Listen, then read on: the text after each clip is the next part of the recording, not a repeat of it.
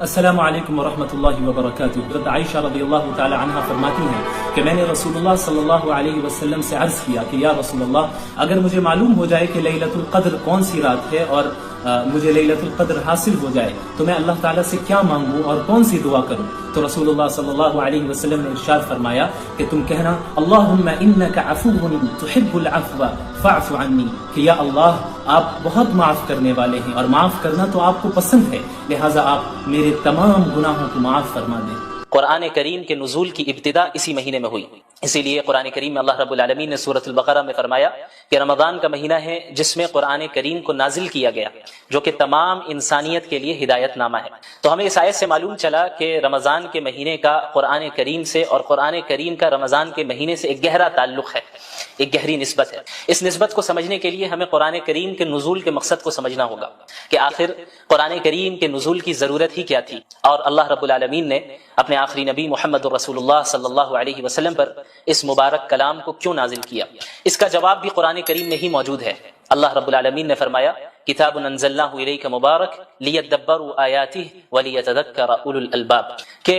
یہ وہ مبارک کتاب ہے جسے ہم نے نازل کیا تاکہ لوگ اس مبارک کتاب میں تدبر کر سکیں، غور و فکر کر سکیں، اور عقل والے اس سے نصیحت حاصل کر سکیں۔ ان ھذا القرآن یہدی للتی ہی اقوم، یقیناً یہ قرآن کریم ایک ایسی کتاب ہے جو بالکل سیدھے راستے کی طرف رہنمائی کرتی ہے اور ہدایت دیتی ہے۔ لہٰذا ہمیں معلوم چلا کہ قرآن کریم کے نزول کا مقصد تمام انسانیت تک ہدایت پہنچانا ہے، اور تمام انسانیت کے لیے ایک ایسا راستہ واضح کرنا ہے جس راستے کو اختیار کر کے ایک بندہ ہمیشہ ہمیش کی جنت میں داخل ہو سکے اور جہنم کے عذاب سے اپنے آپ کو بچا سکے۔ یاد رکھیں کہ اللہ کے نبی صلی اللہ علیہ وسلم تلاوت کلام اللہ اور قرآن کریم کو پڑھنا، اس کا دور کرنا، اسے سمجھنا، اس کی تعلیم دینا تو پورے سال آپ صلی اللہ علیہ وسلم کا یہ معمول تھا، لیکن رمضان المبارک میں مزید اہتمام کے ساتھ آپ صلی اللہ علیہ وسلم اس عمل کو انجام دیتے، یہاں تک کہ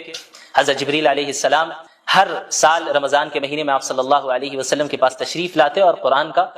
دور ہوتا، اور آپ صلی اللہ علیہ وسلم کی زندگی کا جو آخری رمضان تھا اس میں حضرت جبریل علیہ السلام کے ساتھ اللہ کے نبی صلی اللہ علیہ وسلم نے 2 مرتبہ قرآن کریم کا دور کیا۔ تو قرآن کریم کا نزول اسے پڑھنے، سمجھنے اور اس سے ہدایت حاصل کرنے کے لیے ہوا ہے، اور کسی بھی کتاب سے فائدہ اسی وقت ہم حاصل کر سکتے ہیں، خصوصاً قرآن کریم سے ہدایت ہم اسی وقت حاصل کر سکتے ہیں کہ جب ہم قرآن کریم کو سمجھیں، قرآن کریم کو پڑھیں، سمجھیں، صرف تلاوت تک ہی ہم اکتفا نہ کریں۔ اسی لیے اللہ تعالیٰ نے انبیاء علیہ الصلوۃ والسلام خصوصاً محمد رسول اللہ صلی اللہ علیہ وسلم کے متعلق سورۃ الفرقان میں یہ بات بھی اللہ رب العالمین نے بیان فرمائی کہ وقال الرسول یا رب ان قوم اتخذوا هذا القرآن مہجورا، اللہ کے نبی صلی اللہ علیہ وسلم قیامت کے دن شکایت کریں گے اللہ رب العالمین سے کہ یا اللہ، اے میرے رب، میری قوم نے قرآن کریم کو چھوڑ دیا۔ ظاہر ہے کہ کوئی بھی مسلمان یہ نہیں چاہے گا کہ اللہ کے نبی صلی اللہ علیہ وسلم اس کے متعلق اللہ رب العالمین سے شکایت کرے، لہٰذا ہر مسلمان پر لازم ہے کہ قرآن کریم کے جو حقوق ہیں ان حقوق کی ادائیگی کرے۔ وہ حقوق کیا ہیں؟ مختصراً میں بیان کر دوں کہ علماء کرام نے قرآن کریم کے تقریباً 6 حقوق بیان کیے ہیں۔ سب سے پہلا حق تو یہ ہے کہ پورے قرآن کریم پر ایمان لانا کہ اللہ رب العالمین نے اس کلام کو نازل کیا ہے، اس کے الفاظ بھی اللہ کے ہیں، اس کے معنی بھی اللہ کے ہیں، اور اس میں کسی بشر کے کلام کا کوئی دخل نہیں، کسی مخلوق کے کلام کا کوئی دخل نہیں۔ سورۃ الفاتحہ سے لے کے سورۃ الناس تک ایک ایک آیت بلکہ ایک ایک حرف اللہ رب العالمین کی جانب سے نازل کردہ ہے، اور اس کی اتباع کرنا قیامت تک کے لوگوں کے لیے واجب ہے، ضروری ہے، اور اس سے انحراف اختیار کر کے کوئی بھی شخص کامیابی حاصل نہیں کر سکتا۔ قرآن کریم کا دوسرا حق ہے اس کی تعظیم کرنا، کہ چونکہ یہ ایک مقدس کتاب ہے، یہ اللہ کا کلام ہے، یہ کسی عام انسان کا کلام نہیں ہے، کسی مخلوق کا کلام نہیں ہے، یہ اللہ رب العالمین کے ڈیوائن ورڈز ہیں، یہ اللہ رب العالمین کے الفاظ ہیں، اس کے معنی ہیں، اور اس کی طرف سے نازل کردہ کلام ہے، لہٰذا اس کلام کی اس طرح تعظیم کی جائے جس طرح تعظیم کرنا رسول اللہ صلی اللہ علیہ وسلم نے ہمیں سکھایا ہے۔ اسی طرح قرآن کریم کا جو تیسرا حق ہے وہ قرآن کریم کی تلاوت کرنا ہے، چاہے قرآنی آیتوں کا مطلب سمجھ میں آ رہا ہو یا نہ آ رہا ہو، یہ ایک مستقل عبادت ہے، اور یہ ایک مستقل قرآن کریم کا حق ہے کہ ہم قرآن کریم کی تلاوت کریں، جیسا کہ قرآن کریم میں اللہ رب العالمین نے انبیاء علیہ الصلوۃ والسلام کی بعثت کے مقاصد کا ذکر کیا، رسول اللہ صلی اللہ علیہ وسلم کی بعثت کے مقاصد کا ذکر کیا، تو وہاں پہ اللہ کے نبی صلی اللہ علیہ وسلم کے متعلق اللہ نے فرمایا یتلو علیہم آیاتہ، کہ وہ قرآن کریم کی آیتوں کو تلاوت کر کے سناتے ہیں۔ اس کی تعلیم بھی دیتے ہیں اور اس کی تلاوت بھی کرتے ہیں۔ تو تعلیم کو الگ ذکر کیا گیا اور تلاوت کو الگ سے ذکر کیا گیا، جس سے معلوم چلتا ہے کہ قرآن کریم کی تلاوت کرنا، چاہے وہ سمجھ میں آئے یا نہ آئے، یہ ایک مستقل عبادت اور یہ قرآن کریم کا ایک مستقل حق ہے۔ اسی طریقے سے قرآن کریم کا جو چوتھا حق ہے اور بہت اہم حق ہے، وہ ہے قرآن کریم کو سمجھنا، کیونکہ قرآن کریم کا نزول محض تلاوت کے لیے نہیں ہوا، قرآن کریم کا نزول محض رقیہ کرنے کے لیے نہیں ہوا، قرآن کریم کا جو نزول ہوا ہے وہ اس میں تدبر کرنے کے لیے ہوا ہے، جیسا کہ اللہ نے فرمایا کتاب انزلناہ الیک مبارک لیدبروا آیاتہ، کہ ہم نے اس مبارک کتاب کو آپ پر نازل ہی اس لیے کیا ہے تاکہ لوگ اس میں تدبر کریں، غور و فکر کریں۔ لہٰذا یہ ہر مسلمان کی ذمہ داری ہے کہ اپنے رب کے کلام کو سمجھیں، سیکھیں، اور خصوصاً رمضان المبارک میں قرآن کو پڑھنے، اس کی تلاوت کرنے اور اس کو سمجھنے کا اہتمام کریں، کثرت کے ساتھ کریں، چونکہ اس مہینے کا قرآن کریم سے بڑا گہرا تعلق ہے۔ اسی طرح قرآن کریم کا جو چوتھا حق ہے وہ ہے قرآن کریم پر عمل کرنا، چونکہ دین اسلام محض ایک آئیڈیالوجی نہیں ہے، محض ایک فکر نہیں ہے، یا کوئی فلسفہ نہیں ہے کہ جسے کسی نے پیش کر دیا اور جس کا عملی زندگی سے کوئی تعلق نہیں ہے، بلکہ قرآن کریم ایک پریکٹیکل زندگی گزارنے کی ہدایت کرتا ہے اور اس میں رہنمائی کرتا ہے کہ ایک مسلمان اپنی زندگی کو کس طرح گزارے، ایک انسان اپنی جلوت کو اور اپنی خلوت کو کس طرح گزارے، پبلک لائف اور پرائیویٹ لائف میں کس طرح لوگوں کے ساتھ معاملات کریں، اس کا اللہ کے ساتھ کس طرح تعلق ہو، اس کا اپنے نفس کے ساتھ کس طرح تعلق ہو، ان ساری چیزوں کے متعلق قرآن کریم رہنمائی کرتا ہے۔ لہٰذا یہ ضروری ہے کہ ہم قرآن کے اس پانچویں حق کو بھی ادا کریں، جو کہ ہے قرآن کریم پر عمل کرنا، قرآن کریم پر عمل کرنا۔ اور جب ایک انسان قرآن کریم پر عمل کرے گا، اسی کے متعلق اللہ رب العالمین نے کامیابی اور نعمتوں کا وعدہ کیا ہے، جیسا کہ کئی جگہ آپ کو قرآن کریم میں اس کا ذکر ملے گا، ان الذین آمنوا وعملوا الصالحات، الذین آمنوا وعملوا الصالحات، جنہوں نے ایمان لایا اور جنہوں نے نیک اعمال کیے، یعنی قرآن کریم پر عمل کیا۔ لہٰذا عمل کرنا یہ قرآن کریم کا پانچواں حق ہے اور بہت اہم حق ہے۔ اسی طرح قرآن کریم کا جو چھٹا حق ہے، جو کہ علماء کرام نے بیان کیا ہے، اور یہ بھی بہت اہم ہے، ان حقوق میں سے ہر ایک حق اپنی جگہ پہ اہمیت کا حامل ہے اور ان سب کو ادا کرنا ضروری ہے۔ جو چھٹا حق ہے قرآن کریم کا، وہ ہے اس قرآن کریم کی تبلیغ کرنا۔ یا ایھا الرسول بلغ ما انزل الیک من ربک، یہ حکم سب سے پہلے اللہ رب العالمین نے محمد رسول اللہ صلی اللہ علیہ وسلم کو دیا، اور محمد رسول اللہ صلی اللہ علیہ وسلم کے واسطے سے تمام امت مسلمہ کو دیا۔ اللہ رب العالمین نے فرمایا کہ اے رسول، آپ کے رب کی طرف سے جو کچھ آپ پر نازل ہو رہا ہے اس کی تبلیغ کرے، اسے دوسروں تک پہنچائے، کیونکہ دین اسلام محض کوئی نسلی مذہب نہیں ہے، جس طرح یہودیت ہے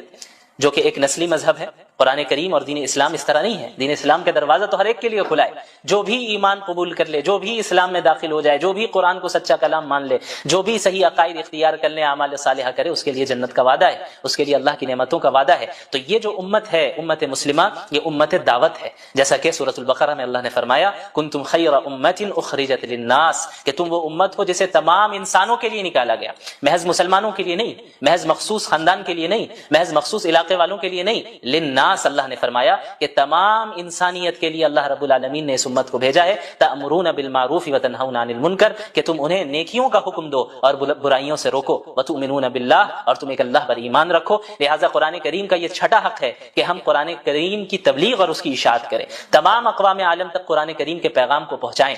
اور اس فریضے کو ادا کریں جو فریضہ اللہ کے نبی صلی اللہ علیہ وسلم کو اللہ تعالیٰ نے دیا، اور اللہ تعالیٰ کے نبی صلی اللہ علیہ وسلم نے خصوصاً حجۃ الوداع کے موقع پہ امت مسلمہ کو سونپا، اور آپ صلی اللہ علیہ وسلم نے فرمایا تھا کہ فَلْيُبَلِّغِ الشَّاهِدُ الْغَائِبُ، تم میں سے جو بھی موجود ہے میری بات ان تک پہنچا دے جو یہاں پر موجود نہیں ہے۔ تو یہ سلسلہ تبلیغ کا اور قرآن کریم کی اشاعت کا عہد نبوی سے جاری رہا، یہاں تک کہ آج اس صدی میں بھی ہم تک اسی طرح قرآن کریم پہنچا، اپنی تمام تفصیلات کے ساتھ، تمام تفسیر کے ساتھ، تمام تشریح کے ساتھ، اور اب یہ ہماری ذمہ داری ہے کہ قیامت تک کے لوگوں کے لیے ہم اسے جاری رکھیں اور اس کے پیغام کو عام کریں۔ تو جب ہم قرآن کریم کے نزول کے حقیقی مقاصد کو سمجھیں گے اور قرآن کے حقوق کو سمجھیں گے تو قرآن کریم کے ساتھ وقت گزارنے میں بھی ہمیں لذت محسوس ہوگی۔ خصوصاً رمضان کا مہینہ بہت ہی بابرکت مہینہ ہے، جس میں عبادتوں کی جو نیکیاں ہیں، جو اس کا ثواب ہے، وہ بہت بڑھ جاتا ہے۔ اور اللہ کے نبی صلی اللہ علیہ وسلم تو اس رمضان کے مہینے کی راتوں میں تلاوت کا اہتمام فرمایا کرتے تھے، نمازوں کی شکل میں، قیام اللیل کی شکل میں، تراویح کی شکل میں، تہجد کی شکل میں آپ صلی اللہ علیہ وسلم پڑھتے، صحابہ کرام پڑھتے، اور رمضان المبارک میں ہمارے سلف صالحین میں کتنے ایسے گزرے ہیں جنہوں نے کئی مرتبہ قرآن کریم کو ایک مہینے میں پڑھا، اور صرف پڑھا ہی نہیں بلکہ اس کو سمجھا، اس میں تدبر کیا، کیا، اس سے نصیحتیں حاصل کی، عبرتیں حاصل کی۔ لہٰذا ہماری یہ ذمہ داری ہے کہ رمضان المبارک کو ہم اس طرح گزاریں جس طریقے سے اللہ کے نبی صلی اللہ علیہ وسلم نے گزارا۔ یہاں تک کہ بعض سلف صالحین کے معمول کا ذکر ہوتا ہے کہ بڑے بڑے محدث جو پورے سال حدیث کا درس دیا کرتے تھے، جب رمضان المبارک کا مہینہ شروع ہوتا تو حدیث کے دروس، فقہ کے دروس، ساری چیزوں کو موقوف کر دیتے اور مکمل طور پہ اپنے آپ کو قرآن کریم کے درس، قرآن کریم کی تدریس کے ساتھ مشغول کر دیا کرتے ہیں، اس کو پڑھنے اور اس کو پڑھانے میں اپنے آپ کو مصروف رکھتے کہ چونکہ اس مبارک مہینے کا قرآن کریم سے بڑا گہرا تعلق ہے، لہٰذا اس مبارک مہینے میں ہم زیادہ سے زیادہ قرآن کریم کے ساتھ ہی وقت گزاریں گے۔ اللہ کے نبی محمد الرسول اللہ صلی اللہ علیہ وسلم کی احادیث کا مطالعہ کریں گے تو آپ کو معلوم ہوگا کہ پچھلی قوموں کے اوپر بھی اس طرح کی آزمائشیں آئیں، جو اللہ کے ماننے والی قوم تھی، ایسی قوم جو انبیاء کی اطاعت کرنے والی تھی، انہیں بھی مصائب سے، مشکلات سے دوچار کیا گیا، یہاں تک کہ خود انبیاء علیہم السلام مصائب اور مشکلات سے دوچار ہوئے، اور محمد الرسول اللہ صلی اللہ علیہ وسلم جو سید الانبیاء ہیں، افضل الانبیاء ہیں، انہیں سب سے زیادہ اس دنیا میں تکلیف پہنچائی گئی۔ اگر محض ایمان لے آنے کا نتیجہ یہ ہوتا کہ اس دنیا میں بھی مسلمانوں کو کسی طرح کی تکلیف نہ دی جاتی تو اس کے سب سے زیادہ مستحق خود محمد الرسول اللہ صلی اللہ علیہ وعلی آلہ وصحبہ وسلم تھے۔ لیکن اللہ کے نبی صلی اللہ علیہ وسلم نے کیا فرمایا؟ آپ صلی اللہ علیہ وسلم نے فرمایا اشد الناس بلاء الانبیاء، اس دنیا میں سب سے زیادہ آزمائشیں انبیاء کو آتی ہیں، ثم الامثل فالامثل، پھر دین کے اعتبار سے ان سے قریب تر جو ہوگا اس کے اوپر آزمائشیں آئیں۔ تو آزمائشوں کا آنا یہ اس بات کی ہرگز دلیل نہیں ہے کہ ہم حق پر نہیں ہیں، بلکہ آزمائشوں کا آنا ایک اعتبار سے اس بات کی دلیل ہے کہ ہم حق پر ہیں اور ہم اللہ کے نبی صلی اللہ علیہ وسلم کے ماننے والے ہیں اور اللہ کے نبی صلی اللہ علیہ وسلم کے طریقے کے مطابق زندگی گزارنا چاہتے ہیں۔ آپ کو معلوم ہونا چاہیے کہ خود اللہ کے نبی صلی اللہ علیہ وسلم کو اپنی زندگی میں کتنی تکلیفوں کا سامنا کرنا پڑا، کس طریقے سے اللہ کے نبی صلی اللہ علیہ وسلم کو قتل کرنے کے منصوبے بنائے گئے، کس طریقے سے آپ صلی اللہ علیہ وسلم کو کعبے کے سامنے عبادت کرنے سے مشرکین مکہ روکا کرتے تھے۔ ایک مرتبہ اللہ کے نبی صلی اللہ علیہ وسلم سجدے کی حالت میں تھے کہ ایک مشرک آیا اور آپ صلی اللہ علیہ وسلم کے اوپر